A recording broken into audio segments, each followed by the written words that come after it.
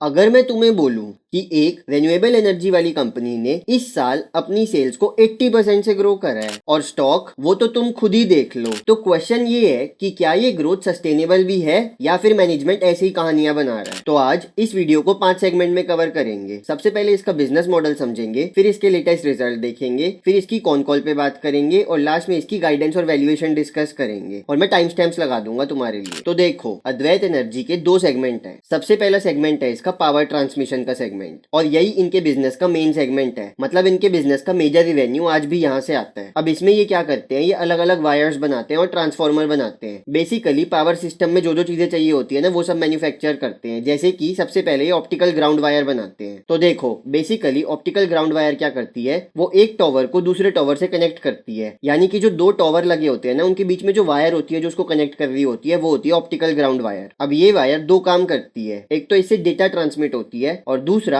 ये electricity transmit करती है और लाइटनिंग से भी बचाती है। तो ये तो हो गई ऑप्टिकल ग्राउंड वायर जो ये बनाते हैं। फिर ये एसीएस वायर भी बनाते हैं जो कि एल्यूमिनियम और स्टील की बनी होती है और इस एसीएस वायर से इलेक्ट्रिसिटी कंडक्ट होती है एक टॉवर से दूसरे टॉवर के बीच में। फिर ये ऑप्टिकल फाइबर केबल भी बनाते हैं जिससे डेटा ट्रांसमिट होती है। स्ट्रिंगिंग टूल्स बनाते हैं, यानी कि 2 टॉवर के बीच में जो भी केबल या कंडक्टर लगाने के लिए सामान चाहिए होता है वो मैन्युफैक्चर करते हैं। और इमरजेंसी रिस्टोरेशन सिस्टम भी बनाते हैं। सपोज कोई साइक्लोन आ गया, उस वजह से जो टॉवर है वो खराब हो गए या उनके बीच की वायर्स टूट गई, तो अब क्या होगा, पावर सप्लाई कट हो जाएगी। तो सोचो इनको रिपेयर करने में 2 या 3 दिन लग जाएंगे, तो तब तक क्या घरों में पावर ही नहीं जाएगी? तो ऐसा नहीं हो सकता। तो उस टाइम के लिए होता है इमरजेंसी रिस्टोरेशन सिस्टम। तो इस इमरजेंसी रिस्टोरेशन सिस्टम में क्या होता है, पोर्टेबल टावर्स होते हैं जो ये लगा देते हैं कि जब तक सपोज हमारा टॉवर या उसके बीच की वायर खराब हो गई, तो तब तक हम उसको रिपेयर कर रहे हैं ना, तब तक इस ईआरएस से बिजली सप्लाई हो जाएगी लोगों के घर में। ठीक है, तो ये है इनका पावर ट्रांसमिशन का सेगमेंट, जिसमें पावर को ट्रांसमिट करने के लिए जो भी इक्विपमेंट्स चाहिए होते हैं उससे रिलेटेड सामान बनाते हैं ये। और यही इनका कोर बिजनेस है जिससे इनका आज भी मेजर रिवेन्यू आता है। और अपने पावर ट्रांसमिशन वाले सेगमेंट में ये ईपीसी में भी काम करते हैं। यानी कि जो डिस्कॉम सर्वर्स होते हैं ना, वो इनको प्रोजेक्ट दे देते हैं कि भाई हमारे लिए टॉवर लगा दो, केबल लगा दो। तो ये बेसिकली टॉवर और केबल इंस्टॉल करके भी दे देते हैं और इसको बोलते हैं ईपीसी। ईपीसी का मतलब होता है इंजीनियरिंग, प्रोक्योरमेंट एंड कंस्ट्रक्शन। यानी कि पूरे प्रोजेक्ट को इंजीनियर भी करते हैं, यानी कि नो हाउ भी करते हैं कि भाई कैसे बनेगा। फिर उसके लिए खुद ही पूरा रॉ मटेरियल और सामान प्रोक्योर करते हैं कि भाई जो भी सामान चाहिए ना उसको बनाने के लिए उसको खुद प्रोक्योर करते हैं और उसके बाद उस पूरे प्रोजेक्ट को कंस्ट्रक्ट भी करते हैं। तो इसको बोलते हैं EPC, engineering, procurement and construction. तो कंपनी इस सेगमेंट में भी काम करती है। पर ईपीसी वाले सेगमेंट में ना वर्किंग कैपिटल डेज की दिक्कत होती है और इसमें रिसीवेबल्स जनरली हाई होती है क्योंकि तुम गवर्नमेंट के साथ डील करते हो। तो ये पावर वाला सेगमेंट ही इनका मेन सेगमेंट है जिससे इनका मेजर रिवेन्यू आता है। अब ये कंपनी ग्रो करने के लिए एक नए सेगमेंट में भी घुस रही है जो कि है रिन्यूएबल एनर्जी का सेगमेंट, जिसमें ये सोलर प्रोजेक्ट्स की ईपीसी करते हैं। यानी कि सोलर कंपनी से प्रोजेक्ट लेते हैं और उनका पूरा प्रोजेक्ट उनको कंस्ट्रक्ट करके देते हैं। और ईपीसी का मतलब मैंने तुम्हें बता ही दिया कि ये प्रोजेक्ट की इंजीनियरिंग भी खुद करते हैं। मतलब खुद सोचते हैं कि प्रोजेक्ट कैसे बनेगा, फिर उसके लिए रॉ मटेरियल या सामान को भी खुद प्रोक्योर करते हैं जिसको बोलते हैं प्रोक्योरमेंट, और फिर उस पूरे प्रोजेक्ट को कंस्ट्रक्ट करके आगे अपने कस्टमर को दे देते हैं। तो ये सोलर कंपनीज के लिए भी ईपीसी प्रोजेक्ट कर रहे हैं। फिर दूसरा, ये बैटरी एनर्जी स्टोरेज सिस्टम वाले सेगमेंट में एंटर कर गए हैं और इसके अंदर अच्छी खासी ग्रोथ आ रही है। तो देखो, पहले ये समझो कि बीईएसएस यानी कि बैटरी एनर्जी स्टोरेज सिस्टम होता क्या है। तो बेसिकली इस सेगमेंट में क्या होता है कि बैटरीज होती हैं जिसमें एनर्जी स्टोर हो जाती है। सपोज कोई सोलर पैनल लगवाता है, तो सोलर पैनल तो क्या करेगा कि जब सनलाइट होती है यानी कि दोपहर का टाइम है, सिर्फ तभी एनर्जी जनरेट कर पाएगा। पर ये एनर्जी जब वो दोपहर को जनरेट करेगा ना, तो ये एनर्जी एक बैटरी में स्टोर हो जाएगी। अब रात के टाइम पे जब सनलाइट नहीं है ना, तो सोलर पैनल तो एनर्जी बना नहीं पाएगा, लेकिन जो एनर्जी इस बैटरी में स्टोर्ड है, इस बैटरी से वो एनर्जी यूज हो जाएगी। तो बेसिकली जो इनका बैटरी एनर्जी स्टोरेज सिस्टम वाला सेगमेंट है, उसके अंदर बैटरीज होती हैं जो एनर्जी स्टोर कर लेती हैं और जब सपोज सनलाइट नहीं होती तो ये जो बैटरी है इससे एनर्जी निकल जाएगी और घर में बिजली आ जाएगी इस बैटरी से। तो बेसिकली ये बीईएसएस के सेगमेंट में बहुत अच्छी ग्रोथ है क्योंकि देखो, अब हर बंदा रिन्यूएबल एनर्जी पे शिफ्ट कर रहा है, लोग सोलर पैनल लगवा रहे हैं। तो सोलर पैनल की एनर्जी को स्टोर करने के लिए तुम्हें बैटरी तो चाहिए। तो वही इनका बीईएसएस वाला सेगमेंट है, यानी कि बैटरी एनर्जी स्टोरेज सिस्टम वाला सेगमेंट है। और इस सेगमेंट में ये company green hydrogen, fuel cell, electrolyser, इन सब सेगमेंट्स में भी एंटर कर रही है और इसके बारे में हम डिटेल में आगे बात करेंगे। बेसिकली अभी ये एंटर नहीं करे पूरी तरीके से, अभी ये फैसिलिटी लगा रहे हैं अपनी इस सेगमेंट में एंटर करने के लिए। मतलब डिमांड नहीं आई है अभी इस चीज में, और इसके बारे में हम डिटेल में आगे इनकी कौन कॉल में बात करेंगे। अब बेसिकली इन्होंने अपने अलग अलग सेगमेंट के लिए अलग अलग सब्सिडरीज बना रखी हैं। जैसे इनकी जो एक सब्सिडरी है AGPL, वो सोलर प्रोजेक्ट्स की EPC करती है और इलेक्ट्रोलाइजर को मैन्युफैक्चर करती है। जो BESS वाले सेगमेंट में ये बैटरी से रिलेटेड सामान बनाते हैं या बैटरी बनाते हैं, उसके लिए इन्होंने अद्वैत बैटरी इकोसिस्टम्स लिमिटेड नाम की सब्सिडरी बना रखी है। तो मतलब इन्होंने अपने अलग अलग बिजनेस सेगमेंट के लिए अलग अलग सब्सिडरी बना रखी है। तो बेसिकली ये कंपनी रिन्यूएबल एनर्जी वाले सेगमेंट में काम करती है, जैसे कि solar, green nitrogen, fuel cell, electrolyser, ये सब। लेकिन जो इनकी फ्यूल सेल वाली कैपेसिटी है ना, वो तो अभी ये बना रहे हैं, अभी इसकी मार्केट नहीं खुली है। इसकी मार्केट क्या पता अगले साल या अगले के अगले साल खुले, लेकिन इन्होंने अपनी कैपेसिटी बना रहे हैं ताकि जब भी इसकी मार्केट ओपन हो ना, यानी कि इसकी डिमांड आए, तो ये रेडी हो। अब बेसिकली तुम्हें ये तो पता है कि लोग AI यूज कर रहे हैं, और उस AI को यूज करने के लिए डेटा सेंटर चाहिए होते हैं, और डेटा सेंटर को चलाने के लिए तुम्हें कंटिन्यूस एनर्जी बैकअप चाहिए, और धीरे धीरे करके ये बैकअप ग्रीन एनर्जी पे शिफ्ट होना ही है। तो इस वजह से जो इनका BESS वाला सेगमेंट है, जिसमें ये बैटरी बनाते हैं, जिसमें एनर्जी स्टोर होती है, उसमें गोइंग फॉरवर्ड बहुत अच्छी ग्रोथ आ सकती है। क्योंकि अगर कोई सोलर पैनल लगवाएगा तो उसको बैटरी तो लगवानी पड़ेगी एनर्जी स्टोर करने के लिए, तभी वो बैटरी रात को उसको एनर्जी सप्लाई कर पाएगी जब सनलाइट नहीं है। तो मतलब जो इनका BESS वाला सेगमेंट है ना, उसमें गोइंग फॉरवर्ड बहुत अच्छी ग्रोथ है। तो ये तो हो गया इनका बेसिक बिजनेस मॉडल। अब चलते हैं इसके Q4 FY26 के रिजल्ट्स पे। तो देखो, वैसे तो इस कंपनी ने स्टैंड अलोन रिजल्ट्स दे रखे हैं, लेकिन हमें जब भी किसी भी कंपनी के फाइनेंशियल्स को एनालाइज करना होता है तो हमें उसके कंसोलिडेटेड नंबर्स देखने होते हैं। तो मैं तुम्हारे साथ सीधे सीधे इसके कंसोलिडेटेड नंबर्स डिस्कस करूंगा। तो सबसे पहले Q4 FY26 में इनका रेवेन्यू 18% से इंक्रीज हुआ है ईयर ऑन ईयर। तो ईयर ऑन ईयर के लेवल पे इनकी सेल्स 80% से ग्रो हुई है FY26 में, और फुल ईयर FY26 के लेवल पे इनका एबिटा मार्जिन डिक्रीज हुआ है, यानी कि जो एबिटा मार्जिन पिछले साल इनका 13% था, वो इस साल गिर के 12% हो गया है, जिस वजह से इनके एबिटा की ग्रोथ इनकी सेल्स की ग्रोथ से कम रेट पे आ रही है। अब इनकी सेल्स तो 80% से बढ़ी है, लेकिन इनका एबिटा सिर्फ 64% से बढ़ा है, क्योंकि इनका एबिटा मार्जिन डिक्रीज हुआ है फुल ईयर के बेसिस पे। और बेसिकली ये इसलिए हुआ है क्योंकि ये वॉर की वजह से ना सप्लाई चेन में दिक्कत आ गई, जिस वजह से इनका मार्जिन डिक्रीज हुआ है। पर फुल ईयर के बेसिस पे इनका पैट मार्जिन ऑलमोस्ट सेम है, जिस वजह से इनके पैट में 75% की ग्रोथ आई है ईयर ऑन ईयर। वैसे तो अगर तुम ध्यान से देखो तो पिछले साल इनका पैट मार्जिन था 8% का, और इस साल वो गिर के 7.7% हो गया, मतलब पैट मार्जिन भी डिक्रीज हुआ है थोड़ा बहुत। तो अब मैं तुम्हें एक चीज दिखाता हूँ। जो इनका FY26 का फुल ईयर का रिवेन्यू है ना, वो है 715 करोड़ का। उसमें से सिर्फ 50 करोड़ का रिवेन्यू इनका BESS वाले सेगमेंट से आया है, जिसमें ये बैटरी बनाते हैं। तो मतलब इनका BESS वाला सेगमेंट, जिसमें ये बैटरी बनाते हैं, जिसमें बहुत अच्छी ग्रोथ है ईयर ऑन ईयर के लेवल पे, यानी कि 100% की ग्रोथ है, उससे इनका बहुत कम रिवेन्यू आ रहा है। और इनका सोलर EPC वाले सेगमेंट से सिर्फ 200 करोड़ के आसपास का रिवेन्यू आया है। तो अगर तुम दोनों चीजों को इंक्लूड कर दो, यानी कि सोलर EPC को इंक्लूड कर दो और BESS वाले सेगमेंट को इंक्लूड कर दो, जिससे कि मतलब इनका रिन्यूएबल एनर्जी वाला सेगमेंट बन जाएगा ना, तो अब तुम ये देखो कि इनका जो रिन्यूएबल एनर्जी वाला सेगमेंट है, उससे अराउंड 260 करोड़ के आसपास का रिवेन्यू बन रहा है, और इनका टोटल रिवेन्यू है 714 करोड़ का। यानी कि इनके बिजनेस का 37 से 38% रिवेन्यू इनके न्यू एनर्जी वाले सेगमेंट से आता है, यानी कि रिन्यूएबल एनर्जी वाले सेगमेंट से आता है, और 62% रिवेन्यू इनका आज भी इनके पुराने बिजनेस से आ रहा है, जिसमें ये पावर ट्रांसमिशन के लिए सॉल्यूशंस बनाते हैं। तो बेसिकली जो ये कंपनी नए सेगमेंट में घुस रही है ना, अपने रिन्यूएबल एनर्जी वाले सेगमेंट में, उससे इसका सिर्फ 30% के आसपास का रिवेन्यू आ रहा है अब तक भी, और इनका मेन रिवेन्यू आज भी इनके पुराने बिजनेस से आ रहा है। अब इनके पावर ट्रांसमिशन वाले सेगमेंट में इनके किस बिजनेस से कितनी कितनी % ग्रोथ आई है ना, ये चीज तुम खुद ही देख लो। और सबसे ज्यादा ग्रोथ ना इनकी EPC वाले प्रोजेक्ट में आई है, जिसमें ये पूरा प्रोजेक्ट बना के देते हैं मेनली गवर्नमेंट को। इनको गवर्नमेंट से प्रोजेक्ट मिलते हैं कि भाई टावर लगा दो या उसकी केबल लगा दो, तो मेनली गवर्नमेंट को प्रोजेक्ट बना के देते हैं। उसमें सबसे ज्यादा ग्रोथ आई हुई है, 145% की ग्रोथ आई है। अब अगर तुम ये देखो तो इनका 223 करोड़ का रिवेन्यू सिर्फ इनके EPC वाले सेगमेंट से ही आया है, जिसमें गवर्नमेंट के साथ डील करते हैं, और इनका टोटल रिवेन्यू है 714 करोड़ का। यानी कि इनका 30% रिवेन्यू सिर्फ अपने EPC वाले सेगमेंट से ही आ रहा है, जिसमें गवर्नमेंट के साथ बिजनेस करना पड़ता है। अब जब भी तुम गवर्नमेंट के साथ बिजनेस करते हो तो उसमें दो बेसिक प्रॉब्लम होती है। सबसे पहले तो इसका मार्जिन कम होता है, क्योंकि गवर्नमेंट प्रोजेक्ट देती कैसे है, गवर्नमेंट एक बिड अनाउंस करती है, और जो भी कंपनी लोएस्ट बिड लगाती है ना, यानी कि सबसे कम रेट की बिड लगाती है, उसको प्रोजेक्ट मिल जाता है। तो ऑब्वियसली जब ये कंपटीशन लगेगा कि कौन सबसे सस्ते रेट पे प्रोजेक्ट बना के देगा, तो मार्जिन तो ऑब्वियसली कम होंगे। और दूसरी दिक्कत ये होती है गवर्नमेंट के बिजनेस के साथ कि गवर्नमेंट में जो पेमेंट है ना, वो डिले हो जाती है आने में, मतलब रिसीवेबल डेज हाई होते हैं, जिसकी वजह से कैश फ्लो तो आता नहीं है और वर्किंग कैपिटल साइकिल खराब हो जाती है। तो इसीलिए पर्सनली मेरे को तो वो कंपनीज पसंद ही नहीं आती जिनका B2G का सेगमेंट होता है, यानी कि जिनका बिजनेस टू गवर्नमेंट का सेगमेंट होता है, जो गवर्नमेंट के साथ बिजनेस करती है। तो अगर अब तुम इनका कैश फ्लो भी देखो ना, तो CFO भी इनका नेगेटिव है, मतलब इनका प्रॉफिट तो आ रहा है पर वो प्रॉफिट कैश में कन्वर्ट ही नहीं हो रहा। इनका प्रॉफिट आफ्टर टैक्स है 55 करोड़ के आसपास का, और इनके पास कैश फ्लो है सिर्फ सिर्फ 5.8 करोड़ का। अब बेसिकली इनका कैश फ्लो एक तो इनके रिसीवेबल्स में अटका हुआ है, मतलब इनके पास पैसे आने हैं, और दूसरा वर्किंग कैपिटल में भी अटका हुआ है, क्योंकि जो ईपीसी का बिजनेस होता है ना वो कैपिटल हैवी बिजनेस होता है। मतलब तुम्हें पूरा प्रोजेक्ट कंस्ट्रक्ट भी करना है, इंजीनियर भी करना है, उसके रॉ मटेरियल भी खरीदने हैं, तो इसके लिए तुम्हें कैपिटल चाहिए होती है, जिस वजह से मैं तुम्हें बता रहा था कि वर्किंग कैपिटल खराब हो जाती है। और गवर्नमेंट वैसे ही लेट पेमेंट देती है, जिसकी वजह से रिसीवेबल्स इंक्रीज हो जाते हैं। तो बेसिकली इनके बिजनेस में ग्रोथ तो आ रही है, जिस वजह से इनकी सेल्स और प्रॉफिट ग्रो तो कर रहा है, पर वो प्रॉफिट कैश में कन्वर्ट नहीं हो पा रहा। अब बात करते हैं इनकी ऑर्डर बुक की। तो सबसे पहले ये देखो कि इनका इस साल का रिवेन्यू है 715 करोड़ का, और इनके पास 1300 करोड़ के आसपास की ऑर्डर बुक पड़ी हुई है, जिसमें से 64% ऑर्डर बुक तो इनकी पावर ट्रांसमिशन वाले सेगमेंट में है, और 36% ऑर्डर बुक इनकी नई सेगमेंट से आ रही है, जो रिन्यूएबल एनर्जी वाला सेगमेंट है ना जिसमें इन्होंने एंटर किया है, उससे आ रही है। तो इस ऑर्डर बुक की वजह से इनके पास रिवेन्यू की तो विजिबिलिटी है गोइंग फॉरवर्ड, और जनरली ये अपनी ऑर्डर बुक को ना 6 से 18 मंथ्स के बीच में एग्जीक्यूट कर देते हैं। मतलब डिपेंड करता है कि किस टाइप का ऑर्डर है, पर जनरली यही रहता है कि ये अपने ऑर्डर बुक को 6 से 18 मंथ्स के बीच में एग्जीक्यूट कर देते हैं। और जो इनकी ऑर्डर बुक है ना उसमें 50% तो इनके पास प्राइवेट क्लाइंट्स की ऑर्डर बुक है, और बची हुई 50% गवर्नमेंट से आई है। मतलब 50-50 रेशो है प्राइवेट और गवर्नमेंट के बीच में। और नेक्स्ट ईयर इस कंपनी का ये टारगेट है कि ये अपनी ऑर्डर बुक को 1600 से 1650 करोड़ के आसपास ले जाएंगे। अब अगर तुम इनकी बैलेंस शीट भी देखो तो इस साल इन्होंने 714 करोड़ की सेल्स करी है, लेकिन उसमें से इनका 147 करोड़ का तो ट्रेड रिसीवेबल है। मतलब 147 करोड़ के प्रोडक्ट्स या सर्विसेज ये डिलीवर कर चुके, और अब तक उसका रिवेन्यू इनके पास आया ही नहीं है। तो ऑलमोस्ट इनकी सेल का 20% रिवेन्यू अब तक इनके पास आया ही नहीं है, वो इनके रिसीवेबल्स में फंसा हुआ है। इसीलिए मैं तुम्हें कह रहा था कि जब भी तुम गवर्नमेंट के साथ बिजनेस करते हो तो रिसीवेबल्स की दिक्कत आती है, गवर्नमेंट लेट पेमेंट करती है, तो वर्किंग कैपिटल साइकिल में दिक्कत आती है। ये चीज उसका लाइव एग्जांपल है। पर एक चीज अच्छी भी है, पिछले साल इनका रिसीवेबल था 187 करोड़ का, जो कि इस साल डिक्रीज होकर 147 करोड़ का हो गया, जबकि इनकी सेल इंक्रीज हुई है पिछले साल के कंपैरिजन में। तो मतलब ट्रेंड तो इनका इंप्रूव हो रहा है रिसीवेबल्स का, लेकिन फिर भी इनकी सेल्स का 20% अब भी इनके रिसीवेबल्स में अटका हुआ है। मतलब वो सेल इन्होंने कर दी है और उसका पैसा इनके पास अब तक आया नहीं है। अब इससे पहले मैं ये बात करूं कि ये कंपनी ग्रो करने के लिए क्या क्या केपेक्स कर रही है। अगर तुम्हें ये रिसर्च अब तक पसंद आ रही है तो सबसे पहले अभी के अभी इस वीडियो को लाइक कर दो। तो चलो अब इनके केपेक्स पे चलते हैं। तो सबसे पहले तो ये धुलेरा में अपनी एक फैसिलिटी लगा रही है जो Q4 FY27 में फंक्शनल हो जाएगी, और इनका जो BESS वाला सेगमेंट है जिसमें ये बैटरी बनाते हैं उसमें इस साल 2.5 गीगावाट का प्लांट चालू हो जाएगा, लेकिन वो ना सितंबर अक्टूबर के आसपास चालू होगा, तो 2 ही महीने मिलेंगे इनको उसके ऑपरेशंस के, जिससे ये 100 से 200 करोड़ का रिवेन्यू कर लेंगे इस साल। और गोइंग फॉरवर्ड ये अपने 2.5 गीगावाट के BESS के प्लांट को एक्सपैंड करके 5 गीगावाट तक लेके जाएंगे। और मैनेजमेंट ये बोल रही है कि उस 5 गीगावाट के प्लांट को भी हम 1 से 1.5 साल में, जब भी वो चालू होगा ना उसके अगले 1 से 1.5 साल में 80 से 85% यूटिलाइजेशन तक ले जाएंगे। तो मतलब इनके पास डिमांड है, जिसकी वजह से जो इनका प्लांट है उसमें यूटिलाइजेशन इंक्रीज कर देंगे ये 1.5 साल में ही। और ये तो मैंने तुम्हें बता ही दिया कि अपने अलग अलग बिजनेस के अलग अलग सेगमेंट के लिए अलग अलग सब्सिडरी बना रहे हैं, जैसे कि ग्रीन हाइड्रोजन और सोलर एनर्जी वाले प्रोजेक्ट्स के EPC के लिए इन्होंने अलग सब्सिडरी बनाई है, और अपने बैटरी वाले सेगमेंट में यानी कि BESS वाले सेगमेंट के लिए इन्होंने अलग सब्सिडरी बनाई है। अब इस साल इन्होंने अपने पावर ट्रांसमिशन वाले सेगमेंट के लिए काफी बड़ा केपेक्स किया था, ऑलमोस्ट 100 करोड़ का केपेक्स किया था। बट FY27 में ये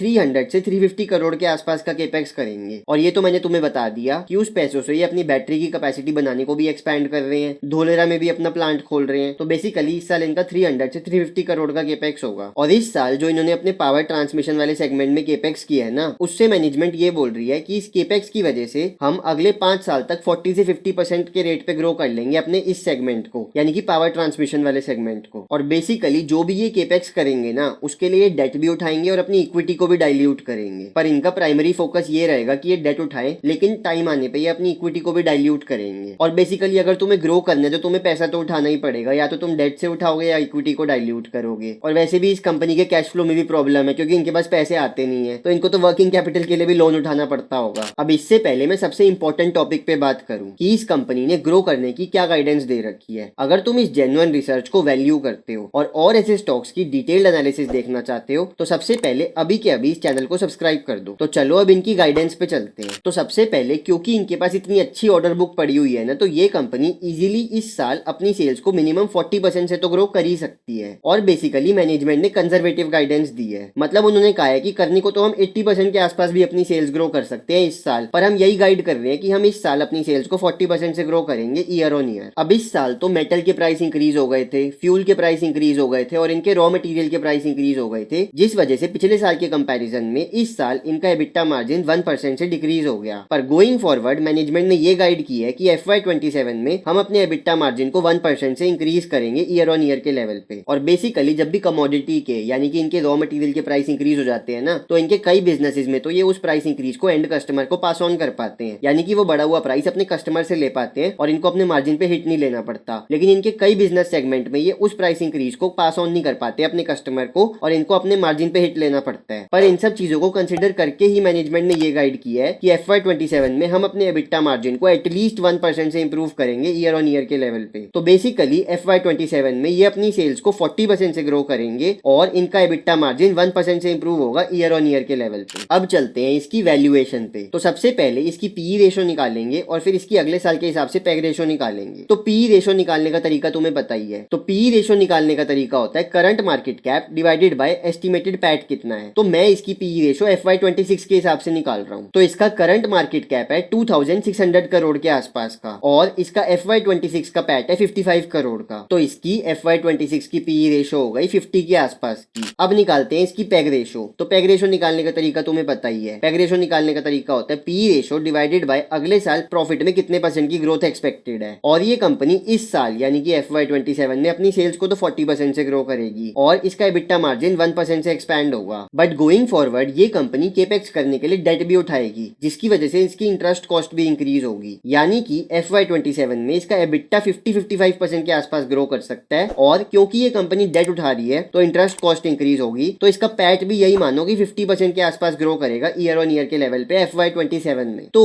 FY27 में इसके प्रॉफिट में 50 से 55% की ग्रोथ आ सकती है ईयर ऑन ईयर के लेवल पे, अगर ये अपनी सेल्स को 40% से ग्रो करते हैं जो मैनेजमेंट ने गाइड कर रखा है। ऑल्दो मैनेजमेंट ने ये भी बोला है कि ये हमने बहुत कंजर्वेटिव गाइडेंस दी है, हम चाहे तो अपनी सेल्स को 80% के आसपास से भी ग्रो कर सकते हैं। पर तुम यही मानो कि ये अपनी सेल्स को 40% से ग्रो करेंगे, क्योंकि हमें वैल्यूएशन निकालते समय कंजर्वेटिव रहना पड़ता है। तो FY27 में ये अपने प्रॉफिट को 50% के आसपास ग्रो कर सकते हैं और इसकी पीई रेशो है 50 के आसपास की, यानी कि इसकी पैग रेशो हो गई ऑलमोस्ट 1 के आसपास की। तो ये हो गई इसकी वैल्यूएशन पे डिस्कशन। अब इंपॉर्टेंट बात ये है कि भाई इनकी सेल्स और प्रॉफिट तो ग्रो हो जाएगा, पर हमें ये ट्रैक करना पड़ेगा कि क्या इनके रिसीवेबल्स तो इंक्रीज नहीं हो रहे, मतलब क्या ये कंपनी कैश बना भी पा रही है कि नहीं बना पा रही। मतलब तुम सेल्स और प्रॉफिट तो ग्रो करके दिखाते रहो पर तुम्हारे पास कैश आ ही नहीं रहा, तो उस चीज का तो कोई फायदा ही नहीं है ना, क्योंकि गवर्नमेंट बिजनेस में रिसीवेबल्स की प्रॉब्लम होती है। तो गोइंग फॉरवर्ड 3 महीने बाद इस कंपनी की ट्रैकिंग तो कंटिन्यू ही रखेंगे। और बाकी मैं अपना पॉइंट ऑफ व्यू बताऊं तो मेरे को तो B2G बिजनेसेस इसीलिए अच्छे नहीं लगते क्योंकि उनमें रिसीवेबल्स की प्रॉब्लम आती है। अब मैं ये नहीं कहूंगा कि इस कंपनी के काम में कोई प्रॉब्लम है, इस इंडस्ट्री का स्ट्रक्चर ही ऐसा है, EPC इंडस्ट्री का। और बेसिकली जब तुम गवर्नमेंट से डील करते हो तो इसका स्ट्रक्चर ही कुछ ऐसा है कि इसमें पेमेंट आने में टाइम लगता है, तो रिसीवेबल्स इंक्रीज हो जाते हैं। तो गोइंग फॉरवर्ड भी इस कंपनी की ट्रैकिंग तो कंटिन्यू ही रखेंगे और देखते हैं कि क्या ये ग्रो कर पाती है 40% से जो इसने कहा है। अब अगर तुम भी किसी भी स्टॉक को ऐसे ही डिटेल में एनालाइज करना चाहते हो तो मैं यूट्यूब पे फंडामेंटल एनालिसिस का कोर्स ही बना रहा हूँ और उसकी वीडियोस यहाँ पे आ रही होंगी, तो फटाफट जाके उसको चेकआउट करो।